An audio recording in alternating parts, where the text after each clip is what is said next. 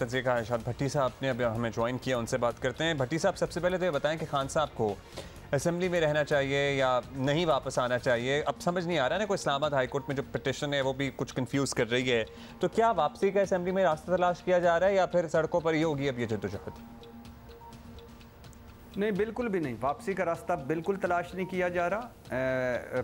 पाकिस्तान तहरीक-ए-इंसाफ इस वक्त तक, इस घड़ी तक बिल्कुल भी असम्बली में नहीं वापस जाना चाहती। वो नए इलेक्शन चाहते हैं और इसके लिए वो दबाव डाल रहे हैं, हर तरह का हरबा इस्तेमाल कर रहे हैं।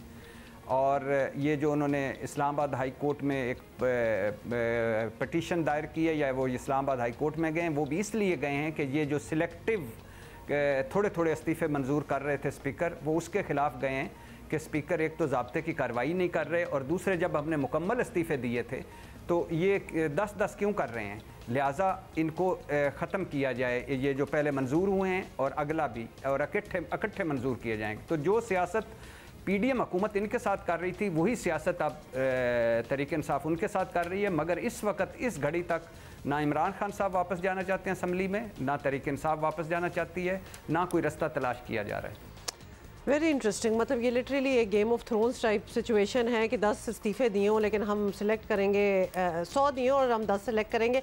कोई कंडीशंस तो होती नहीं ऐसी चीज़ों में। एनीवे, भट्टी साहब ये बताएं कि इस इशू को एक तरफ रखें तो दूसरी जानब ये नज़र आ रहा है कि खान साहब एक मार्च का इरादा तो रखते हैं लेकिन लंबे धरने वगैरह का उनका कोई ऐसा कोई प्रोग्राम है नहीं। तो यानी वो हुकूमत इसी महीने नहीं गिराने वाले। तो आपको भी कुछ ऐसी ही प्लानिंग नज़र आ रही है? आपको लगता है कि उनके माथ से गिर जाएगी हुकूमत?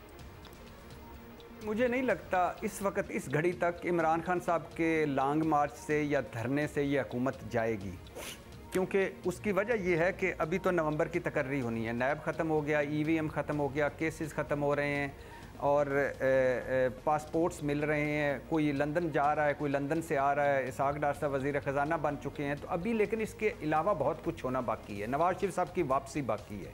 नवाज़ शरीफ साहब पर केस जो हैं वो ख़त्म होने हैं। नवाज़ शरीफ साहब की नाअहली ख़त्म होनी है।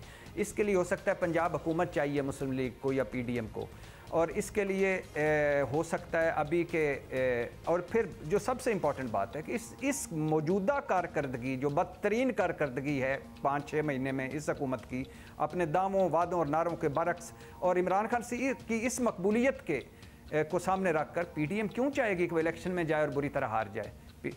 तो इसलिए अभी मुझे ना इलेक्शन नज़र आ रहे हैं, ना इस साल तो ना इलेक्शन नज़र आ रहे हैं, ना कोई ऐसा सिलसिला नज़र आ रहा है। लेकिन हमारी चूँकि सियासत एक डे, हर रोज़ की एक नई बदल जाती है। कल क्या होता है मुझे नहीं पता, लेकिन मुझे लगता है ऐसे इस वक्त तक कि PDM अपनी मुद्दत पूरी करेगी, या अगर हुआ तो mid of next year election हो। आपको लगता है कि अभी ना मार्च से हुकूमत जाएगी ना इस साल कोई इलेक्शन होंगे? अब ये बता दें भट्टी साहब के मुल्क की सियासत में एक बड़ी तब्दीली या हलचल हो सकती है सॉर्ट ऑफ मियां नवाज शरीफ की वापसी, और अगर उनकी नाअहली भी ख़त्म हो जाए, बाकायदा सिस्टम का हिस्सा बन जाए, तो ये तब्दीली मुस्बत तब्दीली होगी?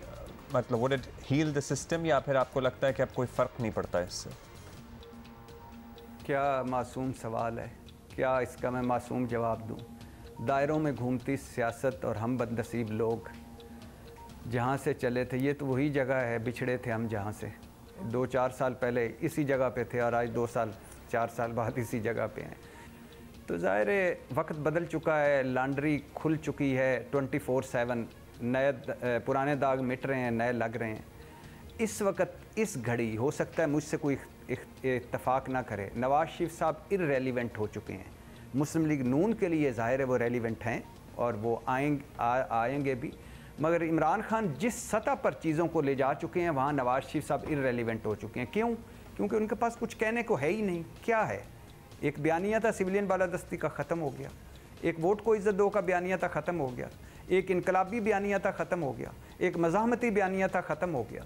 तो अब क्या है? और इस वक्त अगर ये, मैं पहले भी कह चुका हूँ कि इस वक्त जितने केसेस ख़त्म हो रहे हैं, अगर ये सही भी ख़त्म हो रहे हों, सच की बुनियाद पर भी ख़त्म हो रहे हैं, तो फिर भी ये उनके ख़िलाफ़ जा रहा है कि देखा है इक़्तिदार में है और सारे अपने केसेस ख़त्म कर रहे हैं।